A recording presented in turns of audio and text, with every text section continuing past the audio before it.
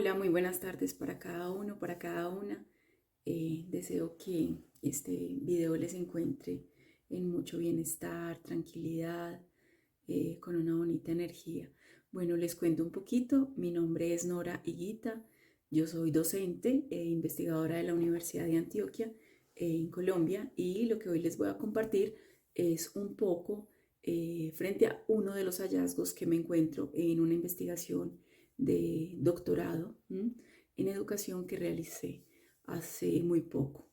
Bueno, esta investigación yo la hice con niños y niñas que se encontraban en ese momento entre 8 y 11 años, y mi intención fue buscar un poco, ¿no? Como comprender esos saberes que ellos vienen construyendo sobre la sexualidad para aportar en algunas reflexiones que permitan el acompañamiento de estos niños, contando, digamos, con esas singularidades de la época. En el marco del doctorado, yo realicé una revisión documental, ¿no? A través de la mirada, la revisión de recursos como periódicos, revistas, redes sociales, informes como el de la UNICEF. Y con lo que me encuentro es que en estos últimos 10 años ha habido unas modificaciones en la sexualidad de los niños, ¿no? Es como si se hubiera exacerbado la cosificación, la sexualización en ellos, también como si se hubiera incrementado el consumo y la producción de pornografía, y un asunto muy, digamos, muy crítico, ¿no? Es el abuso de niños hacia otros más pequeños. Luego me voy a mirar cómo están las investigaciones analizando, digamos, como todo este tema, y me encuentro con que en 25 investigaciones que revisé de acá del contexto colombiano de estos últimos 10 años, se ha hecho mucho énfasis en las investigaciones que, digamos, a partir de las voces de los adultos. Se les ha preguntado sobre todo a los adultos. Y parece ser que el tema al que más énfasis le han hecho es al abuso sexual. Con lo cual podríamos decir que, digamos, hay un énfasis marcado, ¿no? Como en lo problemático también frente a la sexualidad. Y esto sin desconocer, digamos, que es una realidad, por supuesto, de nuestro contexto, lo que genera es que también de alguna manera se invisibilicen las voces de los niños y se les coloque de alguna forma en lugar de víctimas, con lo cual se impide escuchar lo que los niños están elaborando frente a este tipo de situaciones. Entonces, con esto en mente, digamos, con este vacío sobre los saberes que los niños construyen frente a las sexualidades, que me voy yo a hacer esta investigación con los chicos. Entonces hicimos talleres, hicimos grupos focales, entrevistas, y utilicé pretextos para la conversación.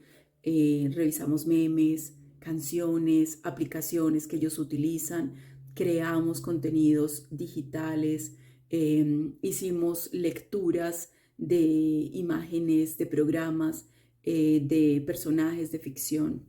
Bueno, hicimos varias actividades con las cuales, después de un análisis extenso, lo que aparecieron fueron 3 hallazgos. Uno de ellos relacionado con una ilusión narcisista, es decir, con unas maneras singulares de ver su cuerpo y su imagen. Otro de los hallazgos fue un elogio por la verticalidad, es decir, relacionado con digamos, unas formas de relacionarse principalmente consigo mismos, ¿no?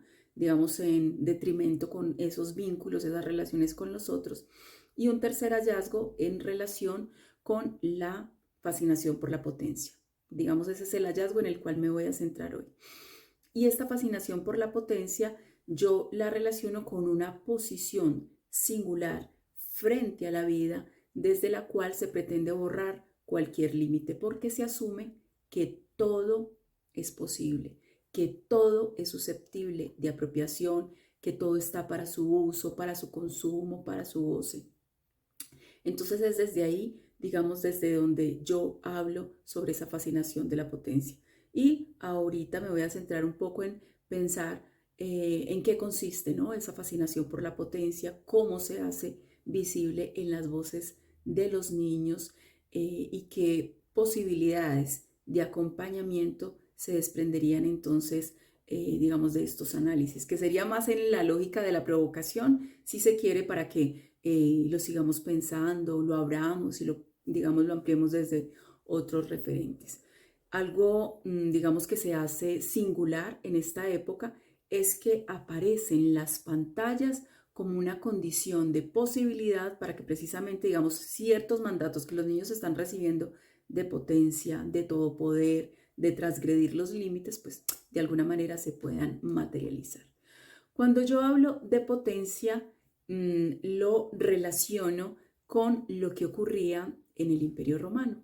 ¿Sí? A mí esto me parece fascinante porque cuando uno hace, digamos, ese rastreo, uno todavía como que puede inferir que mucha de esa lógica que imperaba, ¿no? En ese contexto, pues todavía nos acompañaba a nosotros, ¿no?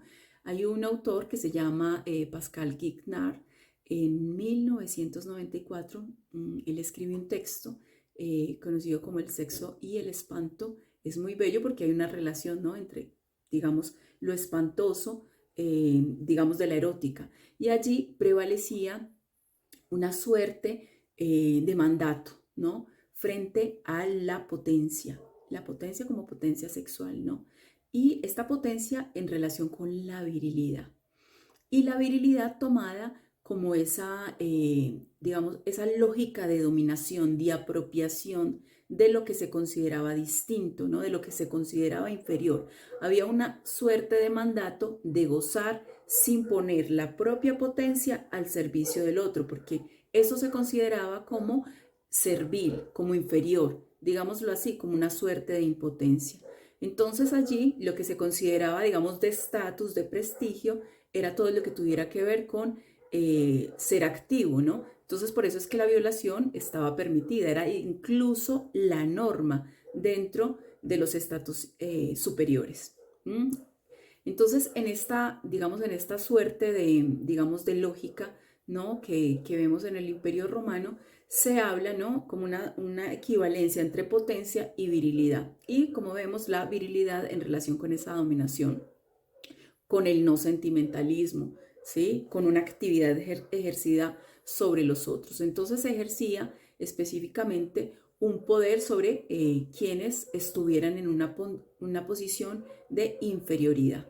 Y esto es muy interesante conectarlo con estudios que hacen, por ejemplo, desde la antropología. Hay una autora que me parece que es muy clara en este tema, es una antropóloga argentina, ella es Rita Segato, y ella lo que hace es irse para las cárceles de Brasilia y hace un análisis muy interesante con entrevistas a los presos, a estos hombres que están allí, digamos, producto de esas violaciones que ellos también hicieron, que realizaron, ¿no? Contra las mujeres. Entonces lo que ella hace después de un análisis, de estarlos escuchando y estar como comprendiendo qué es lo que se moviliza allá, ella lo que encuentra es una suerte de transmisión, ¿no? Sobre la virilidad. Como que hay una suerte de mandato, ¿no? Frente a lo masculino con relación a la dominación frente a lo otro. Entonces hay como una creencia de que la virilidad es la potencia para consumir y apropiarse de los otros como cosa. Entonces, lo que ella encuentra, lo que Rita Segato encuentra, es como ese imaginario, ¿no? De creer que que se puede tener derecho a todo y que por lo tanto no hay límites para conseguirlo. Entonces, en sintonía, ella encuentra que hay digamos, el móvil, ¿no? El empuje de estos hombres, no es precisamente, digamos, porque las mujeres, digamos, despierten ese asunto de la erótica sexual, romántica, sino que ahí es un empuje a creer que se tiene un derecho, ¿no? A dominar al otro, a violentarlo. Porque con eso demuestran a los otros su potencia, ¿no? Como un asunto de estatus. En otras palabras, es como si su estatus dependiera de exhibir dicha violencia. Y entonces en esta medida vemos que hay una suerte en estos hombres y en el Imperio Romano, una suerte de fascinación por exhibir la potencia constantemente, demostrando que se tienen así los recursos para dominar, para apropiarse, para traspasar a los otros o a lo otro y en esta medida pues ganarse un estatus. Eso es bien interesante porque en la investigación efectivamente es lo que yo me encuentro, ¿no? en las voces de los niños. Vamos a pensar un poco, yo les voy a ir narrando, contando un poquito, digamos, cómo lo encuentro yo, algunos de los ejemplos en los que eso se hace visible, que por supuesto ustedes podrán pensar también en sus propios contextos esto, cómo lo escuchan, cómo lo ven, cómo lo relacionan. Yo les cuento un poquito lo que encontré en mi investigación. Bueno, en las voces de los niños, la fascinación de la potencia, digamos que la podríamos ver a través de 4 elementos. Uno de ellos tiene que ver con una suerte de potencia que se les confiere. En los relatos de los niños vemos cómo se observa que ellos se consideran muchas veces superiores a los adultos porque ejercen una potencia, porque tienen, digamos, el poder frente a conocimientos del mundo virtual que pareciera ser que los adultos carecemos, dando cuenta así pues precisamente de una potencia. Y en ese sentido asumen a los adultos como carentes, desactualizados, que no aprendemos fácilmente por más que ellos se esfuercen en ponernos, digamos, disponible el conocimiento y que necesitamos acudir a ellos, digamos, para estar informados. Entonces aquí, más allá de enfatizar la falta que los niños delatan, ¿no?, frente a los adultos, lo que se pone en cuestión es una suerte de dependencia que pareciera ser que estamos creando algunos adultos, que están creando algunos adultos hacia los niños. Es como si los adultos entregaran ese poder, ¿no?, ese lugar de poder y de saber para que los niños lo encarnen. Y ellos en sintonía, pues de alguna manera parece que no lo ponen en duda, sino que más bien, digamos, lo confirman y se posicionan desde allí. Algunos niños entonces están ubicando desde esa posición de rescatistas, ¿no?, de los adultos, con lo cual uno, digamos, podría sospechar, ¿no?, que se reconocen desde un lugar activo, potente, en contraste con la aparente carencia o pasividad que nos confieren a los adultos. Otro elemento a través del cual nosotros podríamos pensar que hay una suerte de fascinación por la potencia en los niños tiene que ver con los ritos de exhibición, esos rituales de exhibición a través de las redes, ¿no? Parece que muchos niños desean mostrarse poderosos, fuertes, potentes, que todo lo pueden, que se arriesgan, que pueden pasar desafíos, ¿no? Que incluso pueden burlar la enfermedad y la muerte y salir ilesos. Podríamos pensar que las plataformas están abriendo precisamente el espacio para que, digamos, los niños reciban estas ideas, y más allá, pues se sospecha que de todas maneras las plataformas son una suerte de condición de posibilidad para que los niños asuman que pueden detentar dicha potencia. Y en este sentido, uno de los contenidos que más pareciera ser que los niños están consumiendo son los challenges. No sé si ustedes de pronto los habrán escuchado, los habrán visto. Estos son desafíos con los cuales las personas muestran lo que son capaces de hacer, los límites que pueden pasar. Podríamos arriesgarnos y decir, son acciones fálicas, ¿sí? En el sentido de que se hacen para demostrar que se tiene con qué transgredir, con qué penetrar ciertas fronteras, tal como ocurría con los patricios en el Imperio Romano, pues que estábamos mencionando hace poco, ¿no? Entonces esto denota también una tendencia en los niños, al parecer, a correr los límites, ¿no? A seguir detrás de un mandato de que todo se puede y que no genera consecuencias. Es como si algunos niños y niñas se pensaran desde un lugar de superhumanos. Digo niños y niñas porque esto, digamos, en la investigación lo encuentro por igual. No solamente es un asunto de niños, sino en general. Un asunto que pues nos da mucho también para pensar.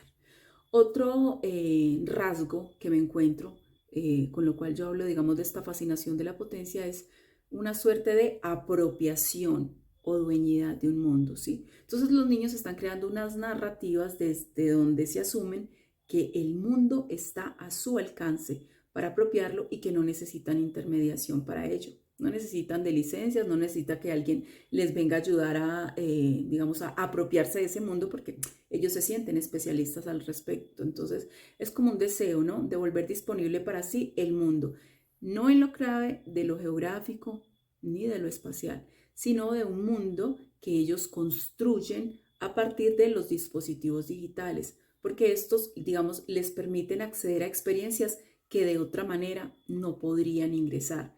Por ejemplo, recuerdo el caso de los niños que hablaban de la pornografía como si fuera un tutorial.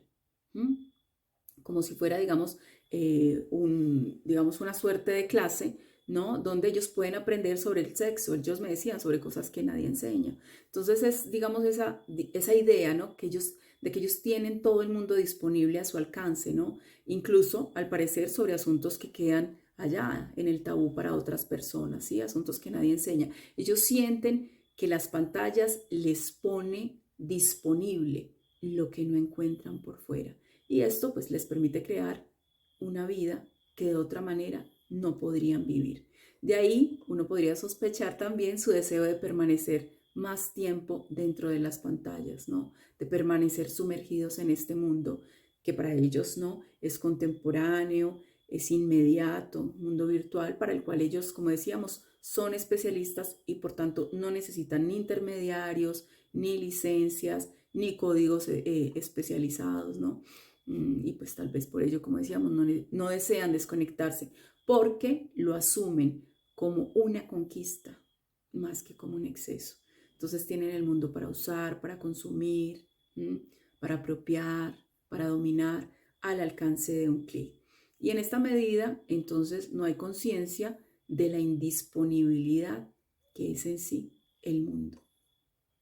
Y un cuarto y último elemento que quiero, digamos, rescatar de las voces que encontraba en los niños y muy relacionado, digamos, con esta fascinación por la potencia, es que paradójicamente, paradójicamente aparecen unas fronteras que no necesariamente actúan como contención, sino como justificación precisamente, digamos, de estar allí sumergidos, porque ellos dan a entender que el mundo que viven fuera de las pantallas es el horror, la amenaza, el abuso sexual, el peligro latente y pues por tanto no desean estar allí. No obstante, el mundo de las pantallas es el mundo que encuentran como un lugar seguro para ser, para hacer sin sufrir daños, pues es allí, ¿no? Como si tuvieran ciertos poderes que les permite lo imposible sin enfrentarse a la muerte, porque podríamos decir también, es el lugar donde les permite experimentar la inmortalidad desde un lugar seguro, con lo cual entonces se genera la sospecha que asistimos como a una suerte de borramiento de tabúes, que esto es un asunto muy interesante para pensar, porque es como si se levantaran límites, barreras, diques a voluntad, y donde su única ley es precisamente hacer todo posible, ¿sí? O sea, pareciera ser que es digamos, como el imperativo de hoy, ¿no? Prohibido prohibir, entonces es una suerte de todo está al alcance.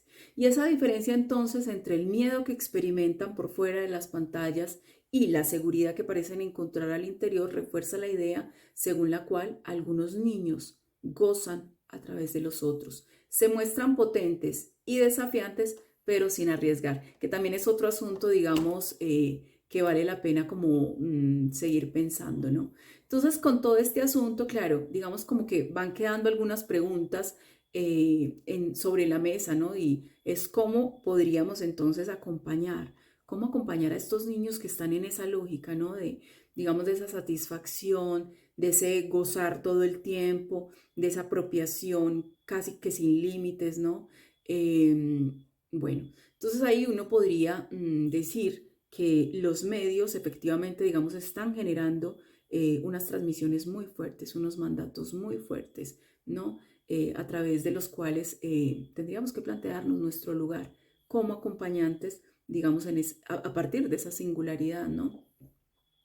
Por un lado, entonces tendríamos que pensar incluso en los efectos que puede estar generándose para los niños el hecho de que ellos, digamos, hayan pasado de cierto lugar de dependencia, de carencia, a un lugar donde se les está transmitiendo que son fuertes, potentes, poderosos y que incluso tienen que hacerlo, ¿no? Como si en eso se jugara la vida. ¿Qué efectos está generando estos imperativos, ¿no? De tenerse que asumir, digamos, desde este lugar de potentes, de fuertes, de vigorosos, de completos todo el tiempo? ¿Qué sufrimientos se pueden estar generando también? Porque sabemos que son imperativos imposibles de cumplir. Y para los niños esto, ¿qué les genera, no? Ese asunto de encontrar esa amenaza por fuera y ese lugar de seguridad por dentro, digamos eso también a ellos, ¿será que se les está convirtiendo en el único lugar posible para habitar? ¿Sí? Eso podría ser, digamos, de las preguntas que nos podríamos hacer. Otra pregunta, otra sospecha, otra provocación que podríamos dejar es en la lógica de, ¿será que este panorama puede contribuir en una inmersión más permanente todavía? Y muy en relación con lo que el psicoanálisis nos advierte, ¿no? Como que si se estuviera creando para esta época, digamos, en una suerte de clínica de la adicción, que también es un asunto que valdría la pena pensar, ¿no?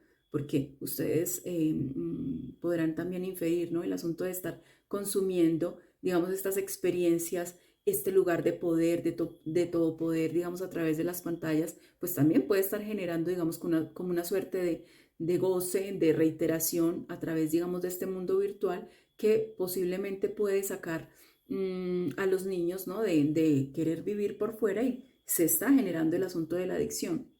Y como de alguna manera también uno podría pensar, si se quita, digamos, estos dispositivos del medio, entonces también, digamos, qué otras posibilidades se les van a permitir a los niños también, como para que no queden en esa fijación, en esa suerte de reiteratividad.